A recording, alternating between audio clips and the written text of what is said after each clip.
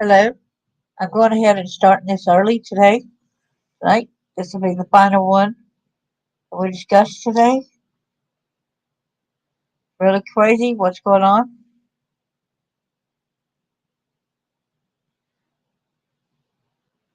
Please be a part of the solution instead of part of the problem. Darlene J. Clark, Child Innocence, Child Abuse Awareness. Please like, subscribe, and share. We need to be an advocate for the people who cannot take care of themselves or caught in the system. Start off with copyright disclaimer under Section 107 of the Copyright Act of 1976. Allowance is made for fair use for purposes such as criticism, comment, news reporting, scholarship, and research. Fair use is a use permitted by copyright statute that might otherwise be infringing. Nonprofit, educational, or personal use tips the balance in favor of fair use. Be sure to go to the bottom down here, trigger warning. Hello there. The video to watch as well. Okay. I have to make sure to mute. I hope I'll be able to see it since I don't think I got Twitter on my account.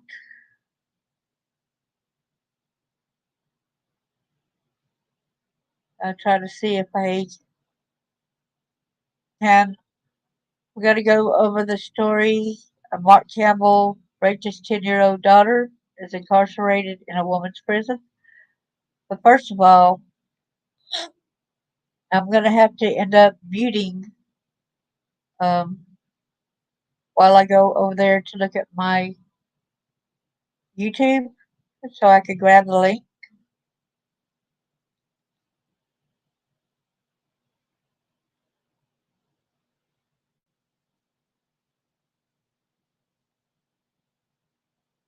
Okay.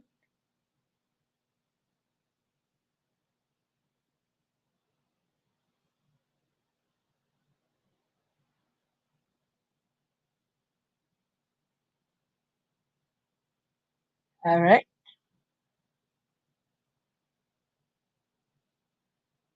Going to K to chat. Hey, hold on.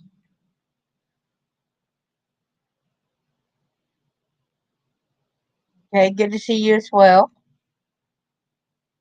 Okay, let me change the settings where I can take my sound off, and then I can also share the screen.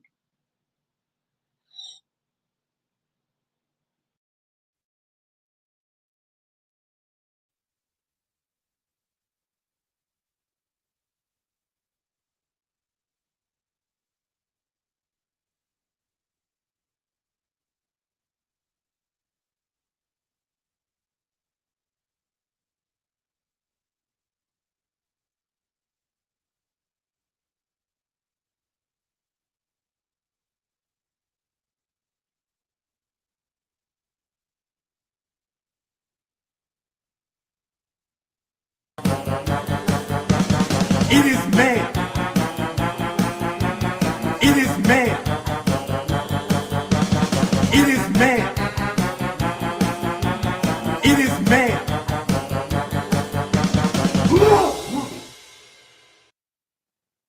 All right. Hello, everybody. It's so good to be back. It's been a while. Thank you for joining us on It Is Ma'am. It is ma'am. Don't forget it. Today we have a guest, but before that, I have to do the little housekeeping things.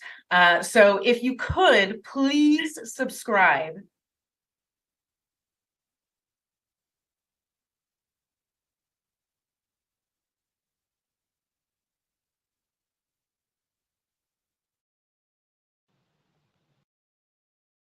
I'm going to go ahead and I'm going to play the say about the man who raped his daughter. Then we'll go and we'll watch that at the end of it, okay? Confirmed man who raped his 10-year-old daughter housed with female prison inmates. Look at that.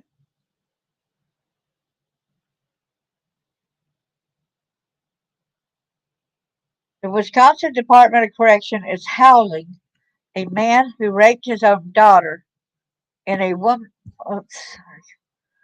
in a woman's prison because he said he identifies as a woman himself, and the DOC is refusing to offer any kind of insight or explanation on the matter. Mark Campbell is currently incarcerated in Taycheedah Correctional Institution, a woman's prison in Fond du Lac, Wisconsin.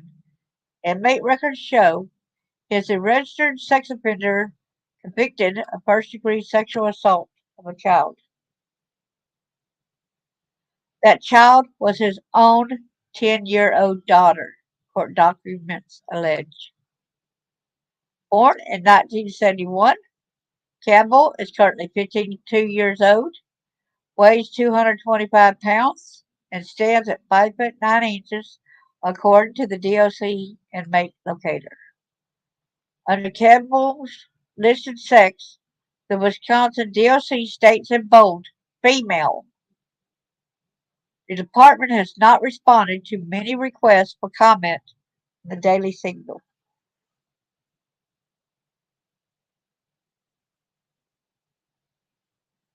Yes, it is. Mark Campbell, DOC photographs of Campbell depict him with long brown hair. He appears to be wearing makeup, including large quantities of eyeliner and blush. The DOC does not include former photos of Campbell, but a 2020 news report from the Milwaukee Journal Sentinel includes a DOC mugshot of Campbell sans makeup.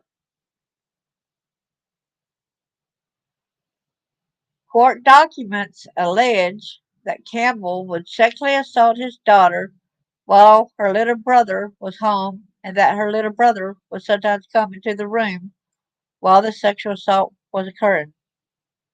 Sick. Sicko. Mark Campbell. Campbell first requested transgender surgery to attempt to become a woman in 2013, according to a Wisconsin outlet, but the DOC denied his request at the time. In 2016, he filed a lawsuit accusing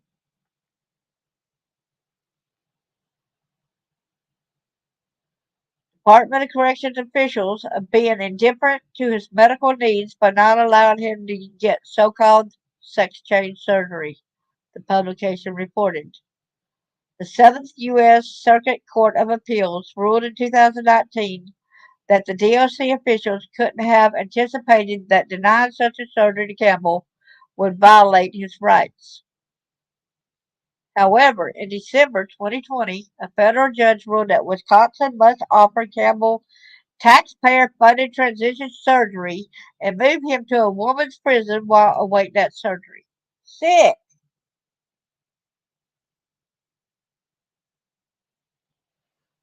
Oh, wow. Wow, wow, wow.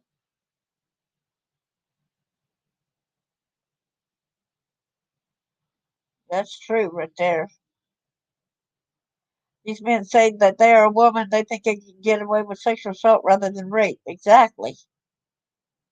Sickos. You're right, Jackie. The rights of transgender persons and sex reassignment surgery remain politically controversial, even outside the prison context. What about the rights of his daughter? Why are you placing his needs, this known oh, perpetrator, why are you giving him what he needs? There are a lot of people in the United States that needs a lot of different kind of surgeries, and it's not this. Why are y'all giving in to him where he can violate more people? Why? Because you want more of a division and call you stupid people stupid? Because really, this is stupid. It's stupidity. You're trying to play God. You're not God. Whoa. U.S. District Judge James Peterson said in a ruling at the time, and some members of the public are outraged at any effort to improve the health and well being of inmates. That is not improving the health and well being of an inmate. Don't even try to classify that as a health and well being of an inmate. That is utter BS, and I'll say it right there. But the true public interest lies in alleviating needless suffering by those who are dependent on the government for the care. I declined to impose any further prerequisites on Campbell's sex reassignment surgery, Peterson added, using female pronouns for the inmate. He has waited long enough. I will not use the female pronoun. I won't do it because it's not.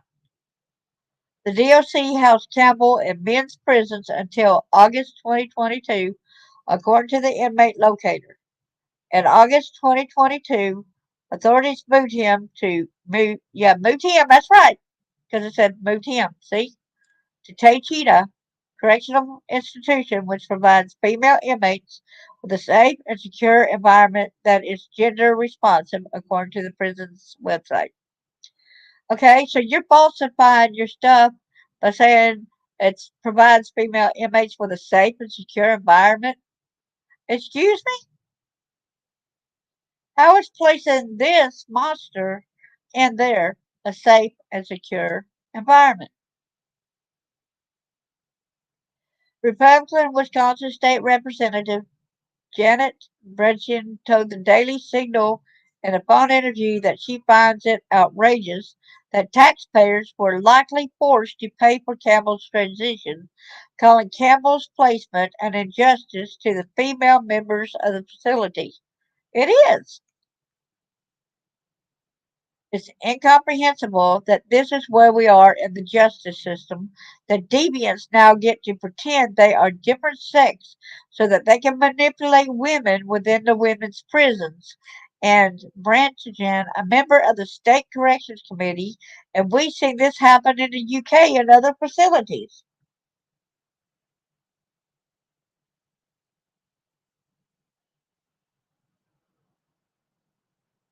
Exactly. I'm not going to use them either. That's right. I have some people here at YouTube, might have some of my Facebook friends that get mad at me because they got people in their lives that use the pronouns, but I don't use them. You can be mad at me all you like, but it is what it is. Over half of the trans identified prisoners committed sex crimes. Since August 21st, Wisconsin DOC Deputy Director of Communications Kevin Hoffman has failed to provide the Daily Signal with information on Kimball's whereabouts or on how many biological male inmates are housed in female prisons. Ooh, that would be interesting to find out, wouldn't it? Guidance from the DOC dated April 2018 states that inmates may self-identify as transgender or intersex or intake or at any other time during incarceration, and that all sites are approved for transgendered and intersex inmates, except six facilities: Prairie du Chien Correctional Institution, Gordon Correctional Center, Dalton Correctional Center, Chippewa Valley Correctional Treatment Facility, Lambeau Correctional Center, and St. Croix Correctional Center. Facility and housing assignments shall be made on a case-by-case basis, considering the inmate's health and safety as well as potential programming, management, and security concerns. The guidance note an inmate's own views regarding safety shall be given careful consideration. If an inmate has undergone an attempted transgender transition surgery, That inmate will likely be placed in a facility consistent with a reassignment treatment. The guidance states, in other words, if a man undergoes the attempted sex change surgery to look like a woman, he will be housed with a woman. Whatever. Just because it walks like a duck and acts like a duck doesn't mean it's a freaking duck. For the purposes of facility placement, self-inflicted genital mutilation does not constitute sexual reassignment surgery and does not qualify an inmate for placement in a different facility. The Daily Signal previously reported that a little more than half the men housed in Wisconsin Department of Corrections facilities who identify as transgender women have been convicted of at least one count of sexual assault or sexual abuse. See that? The revelation comes from records obtained by the Heritage Foundation's Oversight Project through an April 2022 public records request. The Oversight Project sought information on biologically male inmates seeking transfers to female prisons by saying they identified as transgender females. Of the 161 biological men who are housed in Wisconsin Department of Corrections facilities who self-reported as transgender, 80, which is 50.3%, have been convicted at least one count of sexual assault or sexual abuse as of late July. That means just a little tad over half of them. Little tad over half of them. And you want to go like this and just hand them the other women? You give them over to them like a little gift? That's the way I see it. You're giving them over there to a gift. You're selling them out. Yes, that's kind of like the best little whorehouse, huh? It's the way you're making it look. Prisoners may have been convicted of additional offenses for their current incarceration periods that are not sex offenses. But see, it won't be the best little whorehouse because these women are not willing. The best little rapist place around, huh? The best little place that you're not going to be um, safe no matter what. Inmates convicted of sex offenses may have committed crimes including sexual exploitation of a child, sexual exploitation by a therapist, forced viewing of a sexual act, rape, sexual intercourse without consent, incest, sexual intercourse with a child, indecent behavior with a child, enticing a child, and more. This isn't the first story of its kind. The Daily Caller News Foundation reported in April 2021 that a two-time baby killer had requested to be transferred to a women's prison where the mother of the child was housed. Oh my goodness. Read that again, y'all. This isn't the first story of its kind. Daily Caller News Foundation reported April 2021 the two-time baby killer had requested to be transferred to a woman's prison where the mother of the child was housed. That means that guy was going after the woman probably to kill her. 46-year-old Jessica Han, formerly known as Jason Michael Han, underwent a state-funded gender transition before transferring to the Central California Women's Facility under the name of Jessica. He is currently housed there on death row, inmate records show. Strip searches by biological men. Wisconsin State Representative Ty Bodden introduced legislation earlier this year that required people conducting strip searches on a prisoner to be the same sex as a prisoner unless a search is conducted due to exigent circumstances. That legislation defines sex as a person's sex of birth as being male or female, according to distinct reproductive roles as manifested of sex and reproductive organ anatomy, chromosomal makeup, and endogenous hormone profiles. Biden told the Daily Signal that the inspirations for the bill traces back to his experience working in the Wisconsin DOC, where he observed guards who were in the process of attempting to transition to another gender performing strip searches on members of the opposite sex. Such searches are very thorough and invasive. Biden's legislation defines strip search as a search in which a probationer's genitals, public area, buttock, or anus, or female's probationer's breast is uncovered and is either exposed to view or is touched by a person conducting the search. Unless exigent circumstances require an immediate search, no person may conduct a strip search on a probationer subject to this subjection unless the person conducting the strip search is the same sex. It is unfortunate that we need to define sex in statute when it comes to inmate placement and inmate strip searches. Biden told the Daily Signal biological men should not conduct strip searches on women, and biological men should not be housed with female inmates and vice versa. This is common sense. The DOC did not immediately address the Daily Signal's request for comment about men who identify as women performing strip searches on female prison inmates. So now I will get and change that back around. Yeah, you could not make it up exactly. And this is, yeah, exactly.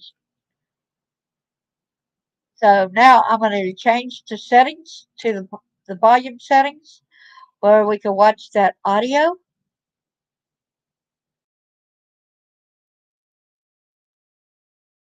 To hear me, okay?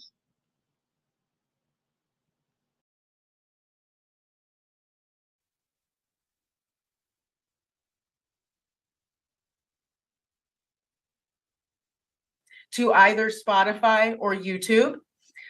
We're going to try to put the show on Twitter and give Elon Musk a chance to prove whatever it is he's trying to do for content creators.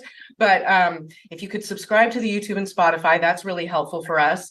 And for people who like Rumble, we're on there now as well. So that's it for housekeeping. Please subscribe and share. Okay. Without further ado, let's welcome Amanda. Hi. Hello. So, Amanda, all I know about you is that you were recommended to me as a guest, and I know that you have been to the prison. Mm-hmm. I And have. so I believe you have stories to tell and experiences to share, and I am dying to hear all about it. You know, all we're trying to do here is pique the masses, and every little story helps. As you well know, I think you've obviously been in this fight just a tad bit longer than we have. So we're here to learn. Oh my goodness. Yes, well, I should probably start with saying that I was in prison, and it was a women's prison. It was a female prison in Scotland. And to my surprise, there were two men that were in that prison with me. These two men, it was my first time, first and last, hopefully, time ever being inside a prison. And normally, you have two types of prisoners. You can have a prisoner who is on remand. So they have not been to court yet. They haven't been, I think like in America, it's your Orange is the New Black, where they're held in a separate, part. And if you have been to court and you have been convicted and sentenced, you usually stay in a different part of the prison. Unfortunately for me, even though I went into prison on remand, so I was never in prison sentenced, I was awaiting trial. I think because it's a women's prison and it was really quite small, we were all mixed in together. So not only was I not separated from the women who had been already charged, and a lot of these women they're lifetime prisoners, so they're in there for things like murder. Not only were we not separated from them, we're not separated from the men either, whether they have been convicted and charged or not. So it's pretty scary. What year was this? Oh, I think it was 2018. 2018, yeah. Wow. Mhm. So did you know ahead of time that there were going to be men in the prison? Had you ever even No. heard of such a thing? No, I had never heard of it in my life. Never. Did you Never. had you ever seen Orange is the New Black, by the way? Yes, I've saw it. Now, let me ask you this. When you watched that show, did it ever occur to you that the man there would be a danger to anyone? Not really. I remember watching it and thinking, oh, that's a guy, but, okay. Same. Like they made him quite, pretty and quite feminine. And so, yeah, I wasn't thinking that at the time watching Orange is the New Black. So you're already in this nightmare situation. You've never been to prison before. I mean, from how you present, I mean, it doesn't look like you were like running the streets back in the day. I don't know what you went to prison for, but I imagine, you're terrified already. This is like the nightmare of your freaking life.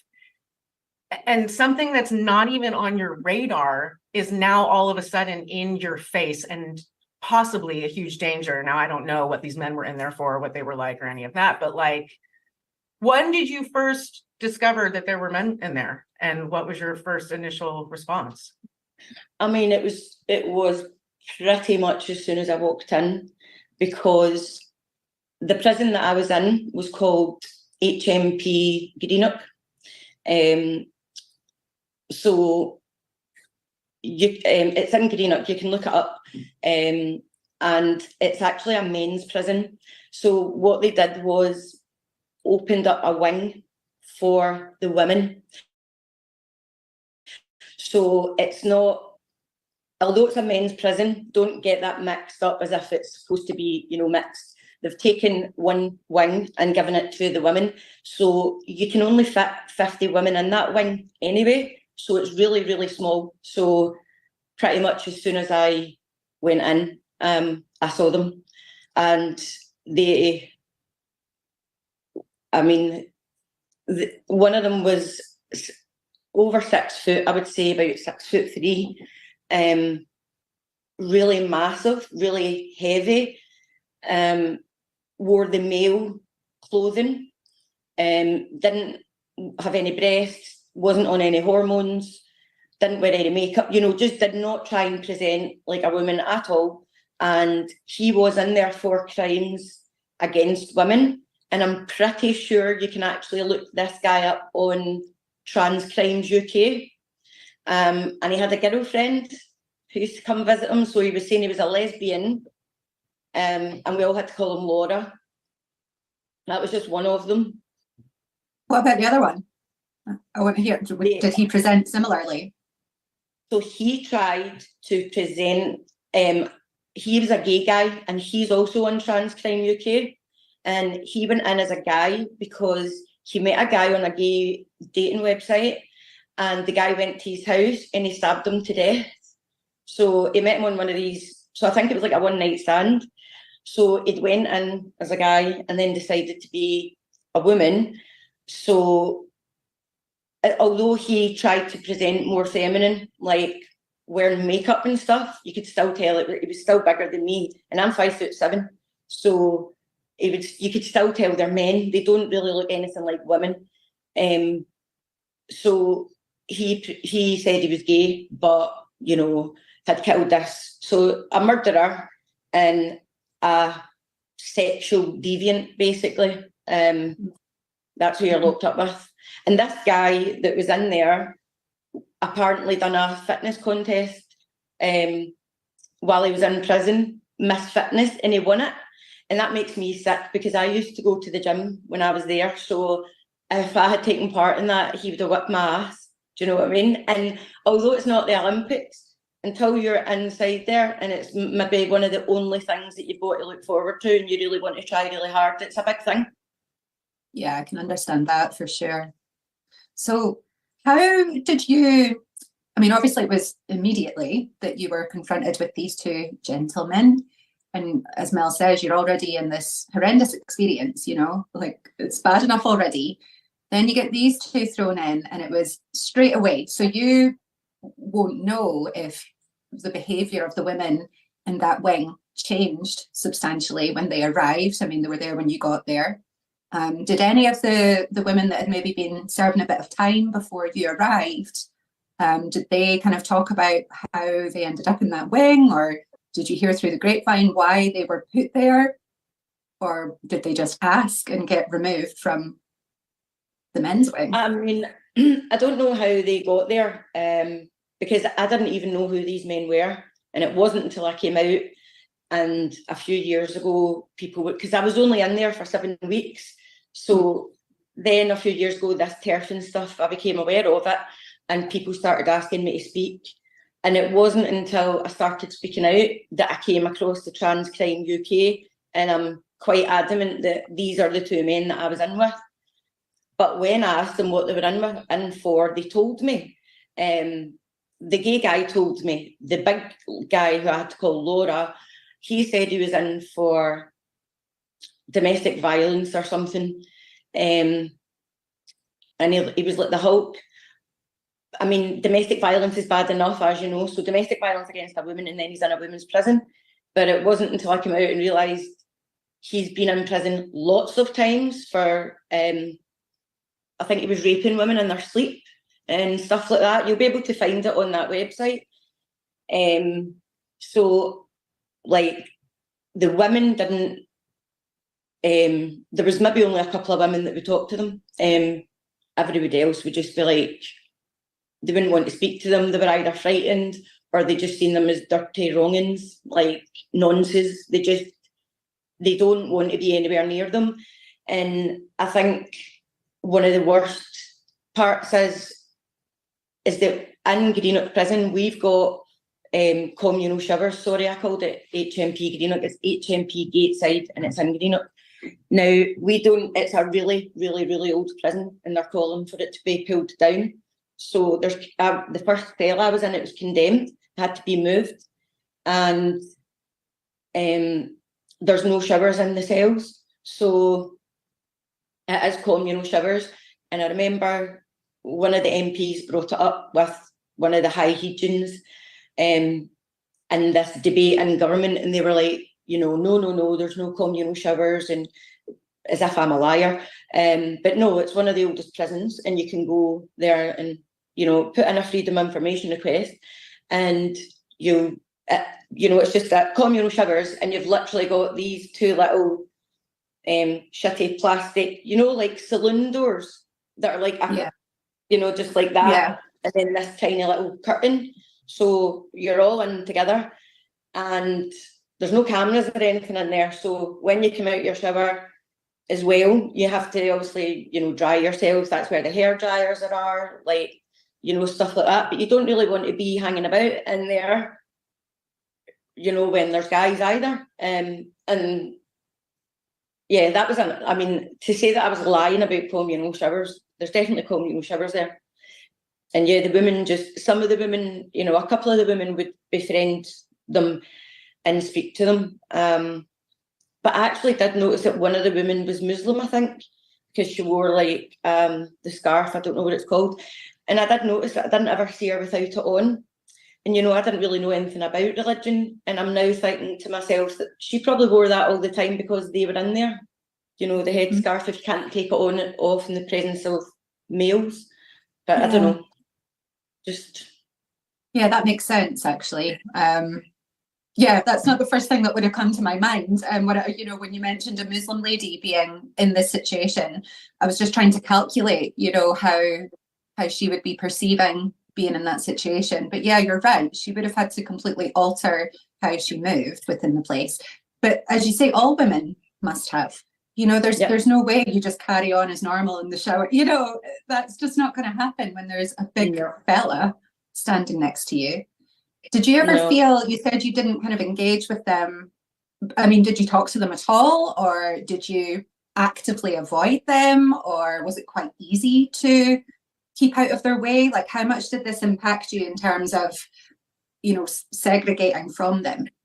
Well, I mean, most of the women are kind of locked up for approximately 22 to 23 hours a day, and it's single cells. So you're not sharing, not in that prison. In that prison, it is single cells, and there's no shower, so it's just you and the bed and whatever. So they do get out if they want to go for an hour's exercise. And if you go out for an hour's exercise, you're all out together. If you're going for a shower, you're all out together. You know, you have to request a shower as well. If you don't request a shower the night before, you don't get out. So you're all exercising together, showering together, eating in the canteen together. If you go to the gym, you're in the gym together. And if you go for visits, you're held in a little, like another little room, well, like a big cell, you're held in there until you go for your visit, and they're in there with you as well. So basically, any time that you're outside your cell, they're there. Mhm. Mhm. And that's one of the reasons why, as I'd said before, I had asked to have the contraceptive coil fitted, because like I had my husband, my 4 children, and I'd never had like a contraceptive. I've never had any contraception, and I was just terrified. You know, these sort, when you're sitting as well and you're locked in your cell for like 23 hours a day, and you're away from your family and your kids, and there's these men here and they're massive, and you know one of them is there for a like stuff against women. So sorry. Take time. Yeah, so I just thought, if one of these guys rapes me, like what would I do? Like I don't think personally I would be able to have an abortion. I would need to bring home a baby to my family that wasn't my family's. You've got to worry about STDs. Like I had to get a hepatitis C injections or something when I was in there. So you have to worry about a lot of these things. Sorry. Oh, we cut for a bit. You want us to take a break? Yeah. No, I'm okay. You okay? Yeah, sorry. So yeah, I had to go and get that. Well, I didn't have to, it's not protocol, but I didn't know what else to do to put up a barrier just in case, like, you know, risk assessing. Thank God none of that, nothing like that happened, but it was just kind of, even, it was horrific. And then you don't normally get a job when you're in prison unless you're convicted. So I shouldn't have had a job because I was on remand, but I got a job because they've got a salon. And so there's only a handful of people that can go and work or want to go and work in the salon. Well, they all want to work in the salon, but only a handful can, because they're getting trained. So it's usually your lifers that are getting those privileges. So the women that I were in there with, I think there was maybe 5 of us, and 2 of them were lifers for murder, and one of them was the gay guy, Alex, who was a lifer. He was in there, and so they're training up to be beauticians or hairdressers. But the reason that I got a job in there is because I've got an HND in beauty, so I was actually more qualified than the prison officer that was teaching it. So they were allowed a lot more treatments in there because I was there and I was qualified, so they could get all these things that, or I could show them how to do things that they couldn't normally get. But I was only there for, you know, not that long, and I had to leave because it's a very hostile environment, and people can get very angry very, very quickly. They've got a lot of mental health problems, addiction problems, like loads of stuff. And I remember trying to show one of the women how to file a nail properly, and I tried to do it in a nice way, but she was absolutely fuming, and she felt that I was making her feel stupid and belittling her, and then there was talk of me getting stabbed with a pair of scissors and stuff, and I just thought, I'm not going to lose my life over an eyebrow wax. Do you know what I mean? Yeah. So, Yeah. so I just thought, no. And I know, you know, so anyway, I left that job, but then that was me stuck in my cell again for longer and getting no money, because that's how you get money when you're in prison. You get like £12 a week or something. But I just want to let people know that you do have to pay £1 for your TV licence out of that £12. My God. Wow. So then that's you not getting out your cell and getting no wages. So, but I would, oh yeah. So they're everywhere. And I think a lot of the women try and not engage because you have to call them she, her. You have to call them Laura. And I kept getting it wrong, because how can you not? This is a man mountain standing next to you looking like a big man, and we're supposed to call him Laura.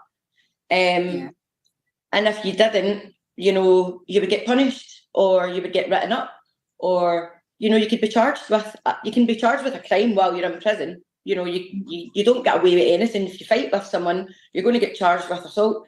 So you misgender one of these dudes. What's that, hate crime? Like, That's so fucked. I really, really hate everybody right now. Yeah. Okay, well, what was Laura like? Was he enjoying it? Was he menacing? Was he quiet and like just not looking for trouble? Just curious. I would say he was always out and about. He didn't hide away or shy away. But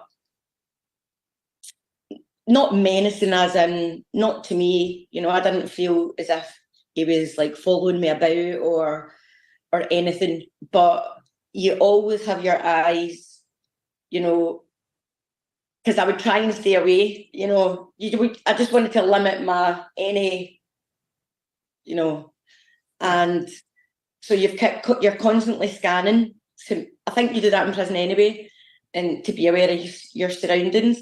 But I didn't feel like I had to try and run away from him, or that I was terrified, or that he was following me about or anything. I was actually more frightened of the gay one.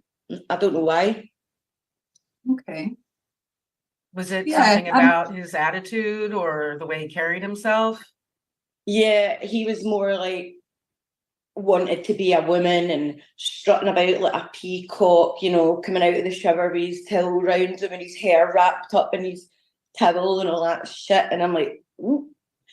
But yeah, just really wanting to peacock it about, and I just thought, ugh, no, I don't like that. And you know, I guess you've probably heard the saying, going gay for the stay in prison. Yeah. I was in prison with a woman as well called Naomi Fee. You might have heard of her, Kay. She was in a lesbian relationship, and her girlfriend killed a baby, and it was her partner's baby. So she was in prison with me, but apparently now she's in a relationship with Alex, the gay guy. So, you know, you can't even trust these. You know, I thought I've heard a gay for this day, but straight for this day. Oh, well, maybe it's, I don't know, any port in a storm or something. I don't know, but that's wild. That's absolutely wild. So they're allowed. I mean, I don't expect you to know details, and I don't.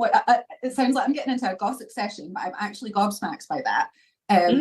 So they're in a relationship. So that's just being allowed to happen with, you know, well, that's just nobody's allowed a relationship. Even the Right. girls aren't allowed a relationship together. So if they get caught holding hands and all that stuff, like that is not Yeah. allowed, and kissing and all that, it's not allowed at all. So, but it's very clear to see who are in relationships, you know, right. Yeah, together. of course.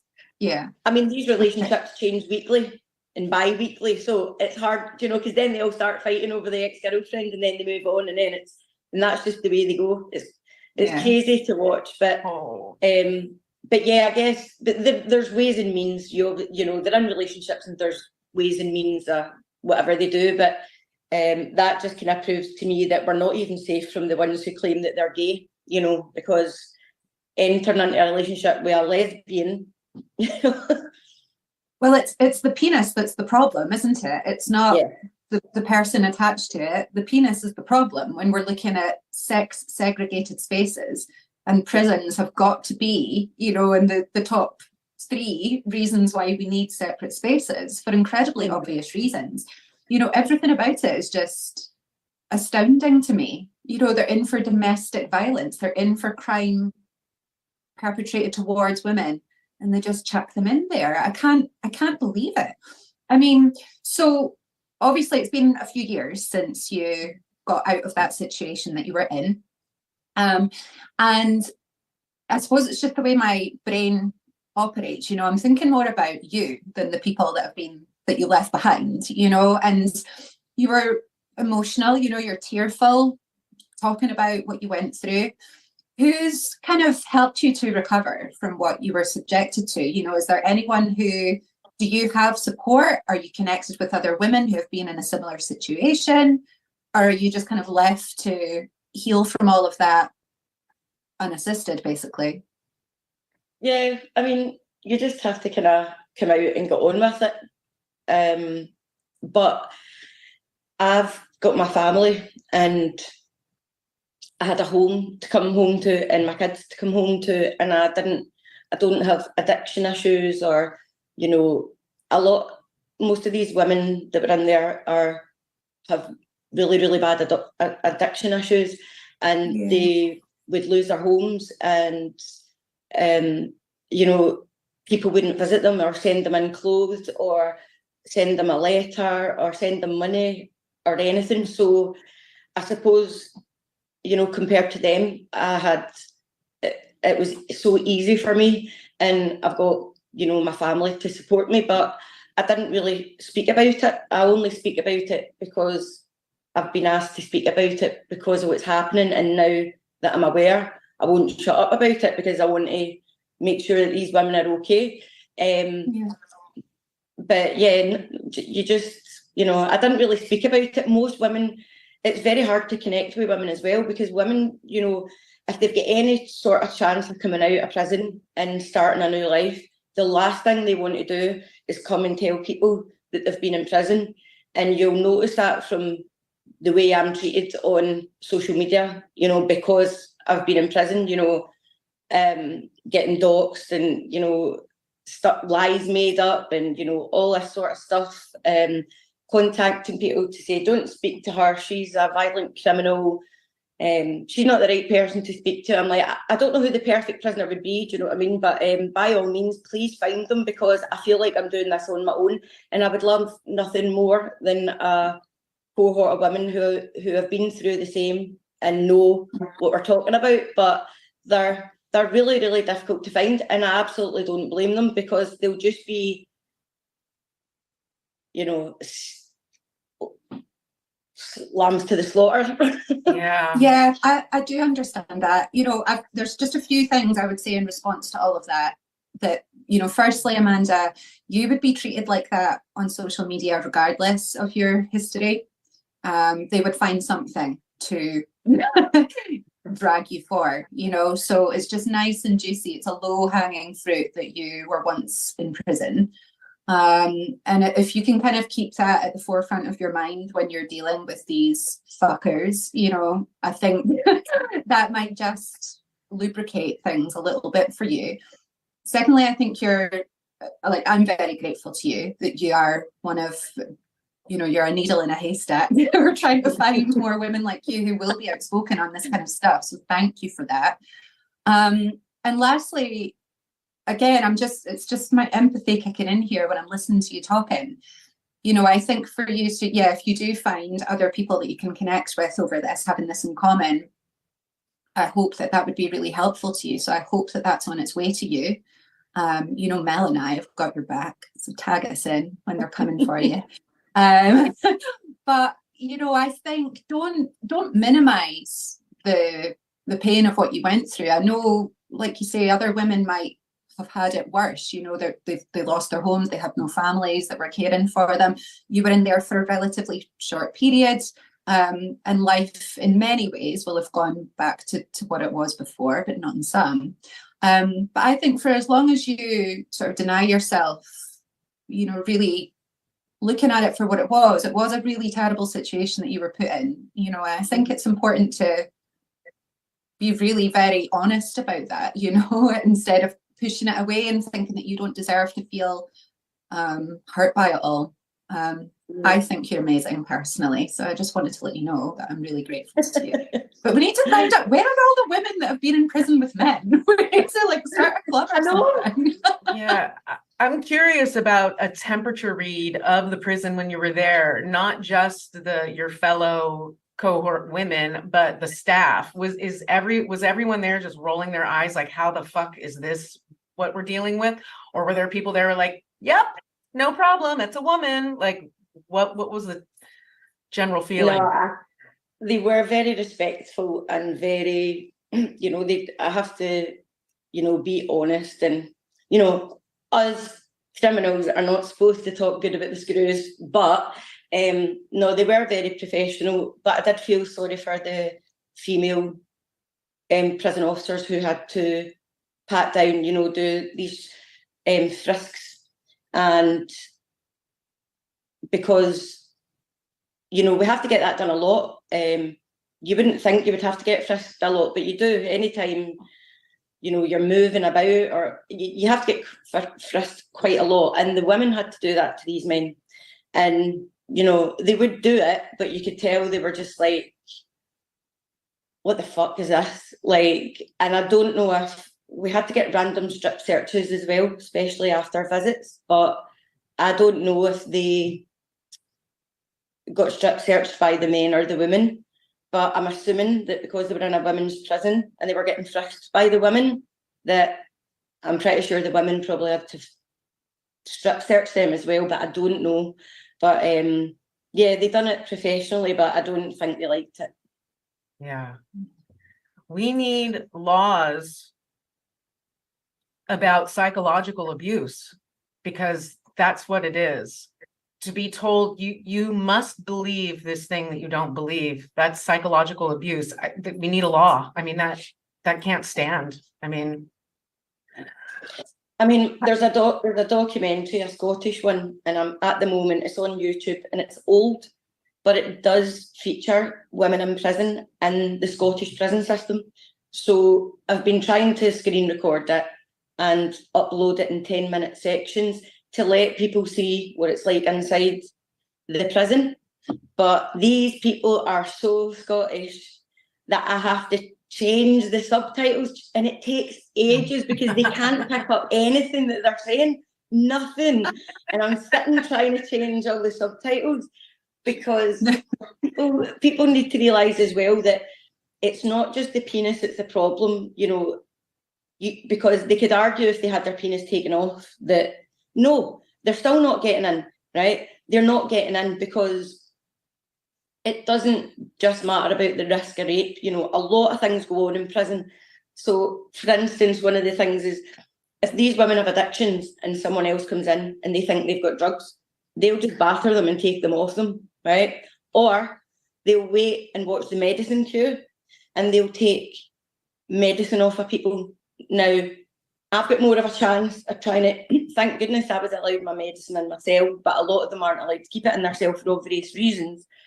So, but I've got more of a chance of being able to fight back and keep a hold of my medication against a woman than I have against a 6-foot man, whether he's got a dick or not.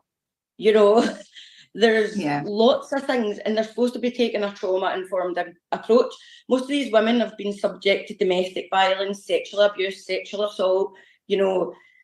They don't care if this dude's got a penis or not. Mm-hmm. Yeah, where are the laws to protect the women? I mean, it's really cute. You want to, play into gender ideology and placate this fucking lunatic. But there's other people on the other end of that. How the fuck can no one care? So what's happening with the laws? Do you know? I mean, I'm imagining that you're kind of all up in this as far as. Well, they're passing the GRR bill, which basically means that any person in Scotland, any man, can seize a woman, and therefore he is. So it's basically self-ID. They're doubling down. They're doubling down on self-ID. Yes. Mm-hmm. Yeah. And I mean, one of the big things that happened here was a man called Isla Bryson, and he was pretending to be a woman, calling himself Isla Bryson, and he got put in prison. He was getting put in prison, and they took him to the women's prison in Corntonville. And so there was like a big uproar, and I think it was round about the time Posey Parker came to Glasgow, round about February. So there was a big uproar, and that really helped as well, because, you know, the women were all talking about it, and they were, you know, going to be speaking. And they took him out of Corntonville and then put him in a male prison. And they basically pretended that, you know, everyone goes under this risk assessment, and they would always be, he was on his own for 3 days and then risk assessed. And we were like, stop bullshitting us. If you didn't think you were going to put him in a women's prison, you wouldn't have put him in a women's prison in segregation for 3 days to then move him to a male prison. You'd have just put him in the male prison in segregation for 3 days. You were trying your fucking luck, and you get caught out. And so he did get moved to the male prison, but they still haven't, it's not made any difference. You know, men have been jailed since then, and Hamza Yusuf, he's just saying, when people are saying, well, this person be going to a female prison, well, that's up to the Scottish Prison Service to decide. So they pretend, well, they say they do a risk assessment, and maybe they do, but I'm pretty sure that the risk assessment they do on these men, because they're claiming to be women, is the female risk assessment. So the female risk assessment is totally different to the male risk assessment anyway. So the risk assessment couldn't even stand up. But this is coming top down. I mean, it's in the schools, it's in the police, we know this, it's in the prison service, we've got a man running a rape crisis shelter in Edinburgh who pretends to be a woman and actually went for that job pretending to be a woman, has no GRC, didn't tell them that he was a man, and then when he was caught out, told the women that they had to reframe their trauma and their bigotry. We are fucked. Yeah, you're not even allowed to be traumatized as a woman. You can't even be traumatized without that being corrected. Be traumatized appropriately so we don't offend the LARPers. What the fuck? And I think one of the worst things is, you know, there's been like 100 women at the last count, or the last I heard, being raped in our UK hospitals, and because Baroness Nicholson's been contacted about that, and every single one of these men are pretending to be women. And one of the women went to the police, and the police and the hospital basically told her, you know, you couldn't have been raped, there were no men there. Now, if that's not gaslighting, I don't know what is. But if you look at the journey that could take, so this man is able to rape a woman or a child, right? And then if he is caught and goes to court, you then have to call your rapist she, her, she put her penis in my mouth, or she blah, blah, blah, sorry. So you have to do that, and then the guy gets put in a female prison, and then where is this is definitely a man's world, you know. How can all these women have to go through all these things, and then once he's raped you, you try and go to a rape crisis shelter, and then there's guys there. In fact, the guy's running it. You know, there's a guy running it. It's like, what the fuck? There's nowhere, nowhere. I feel like we woke up one day and every single person in any position of power in any industry or whatever is a fucking pervert. Just all of a sudden, all the perverts ended up in charge. And now there's nothing anyone can fucking do about it. Mm-hmm. So among like your circle of friends, your community, whatever, are people talking about this, or is it the same way it is in the US, where either nobody knows or they're in secret turf land like I am on Twitter, just only talking to people that I met online? I managed to piss a lot of people off. Like, you know, my friends, they're TERFs, that's fine, but they are like, oh, we've got jobs, and, you know, they're not as ferocious. But I did send, you know, I tried to send a message on WhatsApp to, there's a group chat for the kids and the parents of my little boy's class, and oh my God, they were going nuts. I sent one thing asking if they would be up for talking about it, and I was good. There was people leaving the group, there was people calling me names, there was a guy he's like, you better look for an angry ginger guy the next time at the school. If my son ever comes out as gay, I would hate him to know someone like you. And I thought, no, you need them to know someone like me, because if your son comes out as gay, he's going to end up getting his dick chopped off. Do you know what I mean? Yeah, exactly. Because Yeah. we're not allowed. Like, so I have to do a lot of it on my own, because they're human. But like, I go to the school fetes and stuff, that I hate all that shit, but I go now because I'm a TERF, and they've got, you know, all this rock painting and all that. So I just sit and rock paint, like, you can't change sex, keep prison single sex, and all the kids sitting at the table and the mums are all looking like, there she goes again. I love I that. love it. Is there And then I anyone? mean, Is there anyone running against, you know, the political, whoever's in power now, that's like, yay, let's just, you know, be on with this cult? Yeah. And is there anyone else contesting that? I'm sorry, I don't know why I can't speak. I'm the same. I don't know. I think I'm just excited. So I'm not, in case you didn't know, not very political, but the SNP who are in charge just now, they're obviously trans, but the Conservatives, like the Tories, they're against this. You know, they're not for it, but everyone else is. So we're kind of like a two-party state, people always say, but we do have other ones, but like the Lib Dems, they're all up for it. The Greens, our Green Party in the UK is a bunch of paedophiles anyway, and that's actually, you know, verifiable. I'm pretty sure Graham Linehan tried to bring it up on TV, on Piers Morgan's show, and get shut down as well, because they're a bunch of pedos. And I think Labour as well. So the only person here that is against it is the Conservatives. But there is a new Scottish family party coming out, apparently. But I read some of their stuff, and they are what you would class as homophobic, because they're against like gay marriage and stuff like that. So I could agree with maybe most of it, because it seems like good family values and, you know, not totally right wing or whatever. But then there was a whole part about the gay stuff that they don't really like, and I thought, nah, I can't vote for you either. But there is a new party. Have you heard about the new party? No. The New Scotland Party? So the first one was the Scottish Family Party. This one's the New Scotland Party, I think. And they're basically what they would call us conspiracy theorists. We want holistic therapies. We want the vaccine injured to be looked at. We want all this shit out of schools. You know, the guy does, I think his name's Robert.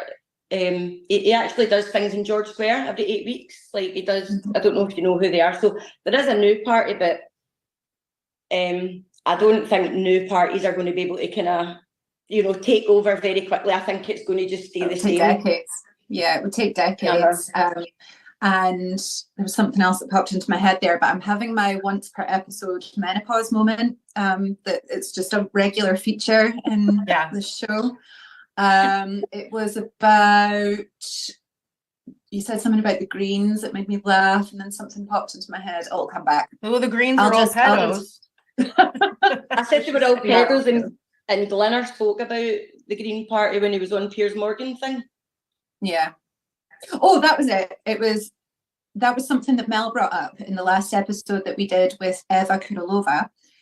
We were talking about the overcorrection, right? So when you were talking about that family party and how actually it sounds like they want to go back several decades and to more traditional times, perhaps. Yeah. And fuck that. We just need to evolve into something that's normal, reasonable, doesn't involve women being, you know, sent to slaughter, and doesn't involve paedophiles running our country. That would be great, you know, but I can't see. I think everything's just going to have to collapse and start again, and it's already crumbling. We're in the collapse. So it's the MAPS thing that's coming out now. So do you remember it was Pi in the 70s? I think the paedophile information exchange. These people didn't go anywhere. They just went underground, and now we've got MAPS, minor attracted persons, the governments are starting to talk about calling 12-year-olds, oh yeah, that's the end of young childhood. adults. Now you're becoming a young adult. Like, no, you're an absolute non. Yeah, Yeah, absolutely. in California, they passed something where the children can emancipate at 12, and that includes if their parent misgenders them. They can go to school and be like, hey, my mom won't call me her. And they'll be like, okay, well, we'll find you another home to go home to tonight. And that's the end of that. You can't come up, pick your kid up from school that day. Like, you drop them off and that's it. I mean, I'm pretty sure that would happen here as well, just for the simple fact the kids are being socially transitioned in school, and it is basically classed as a form of child abuse if you do not do Right. the affirmation only. So I do know parents that have split up because of it, and the kid is no longer having contact with one parent and is with that parent, and instead of what they would normally do would be try and work out a resolution so the family could be together. What they're doing is the social services are, yes, you're great, you're right, that's the bad parent, you know, for not affirming, and they lose all their rights. So I'm not really sure what would happen if it was a single parent who refused to affirm a child and they went to school and said that. Yeah, they'd lose their kids. And this is, oh man, you know, in California, the parents I'm thinking of when I'm about to say what I'm about to say are like mildly affluent, you know, kids are going to this practice, that practice, and that practice, scheduled to the gills. I mean, these people are so into their children, and none of them even know that there was a law passed that someone could, they're fucking out to lunch, man. Yep. And I think a lot of the kids are into, especially when they're into music and arts and all these sort of classes, you find a lot of that apparently, these kids wanting to be trans, because a lot of them are quite autistic as well, they're autistic and artistic, and a lot of the kids that are being captured, especially in the UK, which came out in the Cash Review, is a lot of them are autistic, LGB and autistic. So it's not surprising that in certain cohorts there will be, but I think there's more and more. It's literally grooming. You know, they're telling them from nursery that you can be born and, you know, sex isn't real basically, and you can choose your gender. It's not hard to wonder why they'd be confused, and a lot of them are bullied if they don't go along with it. Or I know one of my friend's children was bullied because she wouldn't call a boy she, her, and she was only in like primary 7, so she's like 10 years old, and getting into trouble from the teacher as well for not calling this boy she. Yeah, that's happening here as well. You know, when you're talking about the communal showers, the first thing that popped into my head was when I went to junior high. So junior high where I live in California, it's 7th and 8th grade now, and that's, you know, 12 or 13 you're starting. So I'm 12 or 13. I hear that I'm, you know, going to junior high, and at junior high you have to shower for PE. And I was a little bit chunky, and I had been made fun of for that. So I really did not want to change my clothes in front of anyone. And I remember being just so horrified and terrified to even have to do that with other girls.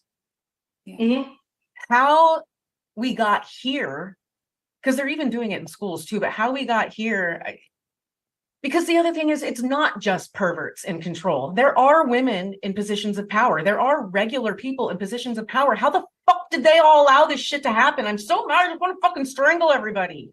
But because no one's speaking up, and because everybody, you know, was groomed like we were with, I've said this so many times, but Orange is the New Black was like fucking grooming material. This man's not going to harm anyone. He's the nicest guy. He's the nicest woman in the whole prison. He gives you therapy and cuts your hair. I keep misgendering, but you know, but I just don't, I think of the prison system, and there's got to be a lot of people involved in the bureaucracy. They can't all be fucking perverts. Does no one there have a heart for the women involved? I think something incredibly evil is happening. You know, it's like it feels like a disease that is spreading. So many things have been normalized just bit by bit by bit. It's like you were saying earlier when they put Sarah Jane Baker, you know, into, while they were deciding what to do with him. Isla Bryson. Sorry, Isla Bryson. Yeah, that other pervert. I know there's so many of them. Whatever his name is. Yeah, they're just seeing what can be gotten away with, you know, how much pushback are we getting, you know, everything's just being edged in little by little. And it's so fucking strange to me. And I don't know what the big agenda is, but there's got to be something. The world was not this evil a few years ago. The world was not doing this to children a few years ago. It's like our children don't matter anymore. Women don't matter either, but really my fear is what is going on with children, you know. If they get to women, then they get to the kids, right? So that's why we're in the front line. But what is happening to our children absolutely terrifies me. I wanted to ask you, do you think there's ever any valid reason for a biological male to be housed in a women's wing of a prison, or any reason at all that would be valid? No. Yeah, concise. No, I completely agree with you. Yeah, I completely agree with you. And what are you aware of organisations within the UK or anywhere at all that are fighting for women that are currently in prison in this situation? Are you aware of any, you know, charities that are looking at this, or, you know? Well, if you've heard of, there's a woman called Dr. Kate Coleman, and she runs Keep Prison Single Sex. Okay. So that is literally what she fights for day in and day out, and she's the one that is mostly, you know, fighting and called upon when evidence is needed, you know, about the prison system. And but she is, you know, she has to get donations and stuff, and so give her a plug if you can. Yeah, we're definitely. They've got merch. But Yeah. she does a fantastic job. They do protests, you know, she does a lot of stuff with the government, awareness, stickers, hoodies. Yeah. Are you connected with her? Like, have you ever had conversations with her? Or yeah. Prisons are quite difficult too, because we wanted to do like protests outside the prison, and people probably think, why don't they do protests outside the prison? And we can't, because as soon as you do a protest outside a prison, they'll put that prison on high alert and they'll lock all the women down. So we don't want to be the reason that women who are locked in their cell for 22 hours a day are locked in them for 24 hours a day for a week. So, and I don't know what to do, you know, to write to the government or whatever. So I can only just shout and bawl. But honestly, Dr. Kate Coleman, she's the one that's kind of heading the fight for the prisons, and I think she's amazing. She's such a lovely woman as well. Is that worldwide? Because I see it on everyone's Twitter, that everyone who has KPSS. Is that worldwide connection? It was just in the UK. Everybody puts KPSS to stand for Keep Prison Single Sex, but there's Keep Prison Single Sex USA now, because they added me a few months ago. So there's I don't know if her and Kate are doing it jointly. As I say, I'm not like friends with Kate. We do talk about stuff like this, but I'm not sure if they're linked. But there is one in America now, so that's really good. Okay. All right. I will definitely put that in the show notes so people who want to support or get involved or learn more can go there. Yeah. I was just going to ask, kind of, what does your immediate future look like, Amanda? You know, you've still got some healing to do, and some things to process, and it's kind of like brushing your teeth and eating a biscuit at the same time, because you're watching all of this bullshit happening all around you while you're trying to recover from what you endured. Are you happy now? Do you feel good? Do you look forward to your future? Do you feel largely free from it? Gosh, you know, I thought I would never go back to prison, but I might. I've already had 2 people on Twitter trying to call the police on me for being homophobic, right? Okay. Actually phoning the police and the police calling me you know, now that's like a hate crime. You can get put in prison for that, right? So I'm like, gosh, I might be back in prison again. But no, at the moment, all I can think about is my kids. And I mean, things are great, you know, family's fine and everybody's happy, you know, there's no like trouble, but I just keep focusing on this. And you know, that brings you down, doesn't, like, all the time. So you need to get away from it and like have a good laugh. Like, I'll go on different spaces on Twitter with my Scottish friends and I can talk in my slang accent and we have a pure good laugh. And I don't need to speak polite because I don't need anybody else to understand me. But the future is obviously, for me, is just to fight this. Like, I don't even want to go back to work anymore. I literally have chosen to do this, you know, full time. And I know I can only do so much, and I can't go to every event, and it is only Twitter Spaces. But at the end of the day, this is maybe, I don't know, maybe 4 times that I've been able to speak on such a big platform like yours in order to get the word out about these women in prison, and that does make a difference. So even if I'm saying the same thing to the same 3,000 people every single day, there's always that one person that will hear or someone will recommend, and then it's another chance on a different platform to hear about what these women are going through. So yeah. It's Yeah. so amazing how many women are, and you know, thank you so much for doing that. You don't owe anybody anything.